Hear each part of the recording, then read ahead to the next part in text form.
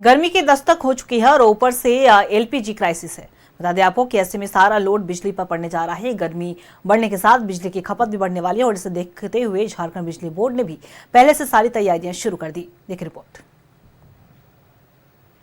चारों तरफ middle east crisis को लेकर अफरा तफरी का माहौल है। गैस सिलेंडर क्राइसिस को लेकर लोग इंडक्शन चूल्हा खरीद रहे हैं। जाहिर है बिजली की डिमांड बढ़ेगी। जैसे ही गर्मी में पंखा, एसी, कूलर चलने लगेंगे, पीक आवर में बिजली की डिमांड बढ़ जाएगी। इसको लेकर बिजली विभाग ने समीक्षा बैठक भी की है और तमाम पावर ग्रिड सब स्टेशन को एक एक कर रिपेयर कर लिया गया है। मार्च के अंत में ग्रिड रिपेयर का काम पूरा हो जाएगा।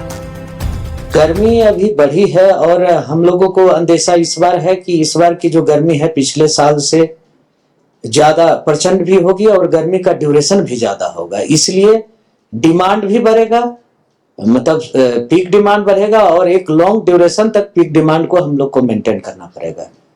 जनरेशन की जो पतरातू के चालू होने से जनरेशन बिजली का उपलब्धता का कोई इशू नहीं है। रही दो इंफ्रास्ट्रक्चर में हमारे एक ट्रांसमिशन का नेटवर्क और एक हमारा डिस्ट्रीब्यूशन का नेटवर्क। डिस्ट्रीब्यूशन का नेटवर्क में हम लोग प्रिवेंटिव मेंटेनेंस कर रहे हैं और जो भी स्पेयर मेरे सर्किट है, जैसे जहां केबल लगे ओवरहेड स्पेयर है, उस सब को हम लोग चालू की स्थिति में रख रहे हैं। केबल में भी जो स्पेयर में जो डैमेज है उस सब को चालू करके रख रहे हैं ताकि जो रिंग मेन सिस्टम का मेरा है उसको सदुपयोग किया जाए। पीक आवर में रांची शहर को 250 से 300 मेगावाट बिजली की जरूरत होती है। पतरातू थर्मल से बिजली मिलने के बाद झारखंड में बिजली की कमी तो नहीं है, लेकिन तापमान के कारण ट्रांसफार्मर जलन और ग्रिड की ट्रिपिंग होना आम बात है। बिजली विभाग ने ट्रांसफार्मर की उपलब्धता को सुनिश्चित कर लिया है और ट्रांसफार्मर बदलने के लिए एक निश्चित समय सीमा भी निर्धारित कर दी गई है।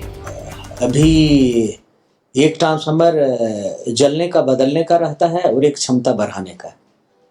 दोनों काम बदलने वाला जो है मेरा TRW फंक्शनल है, वहाँ कोई दिक्कत नहीं है, और क्षमता बढ़ाने और एडिशनल लगाने वाले काम में कुछ जो योजनाएं दोनों चल रही है, मुझे और RDSS उस दोनों से भी काम रहा है और एनुअल डेवलपमेंट प्लान में भी हमारे पास ट्रांसफार्मर समय समय पे आते आ रहा है और उम्मीद है आते रहेगा। रांची शहर में ओवरहेड वायर को कवर्ड वायर में बदला जा रहा है। अंडरग्राउंड वायरिंग का काम भी निश्चित समय अवधि में पूरा करने के लिए विभाग में समय समय पर समीक्षा बैठक की जा रही है।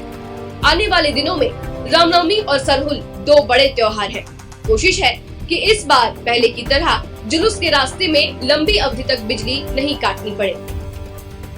न्यूज़ 11 भारत के लिए कैमरामैन हेमंत के साथ शहनवाज अख्तर की रिपोर्ट।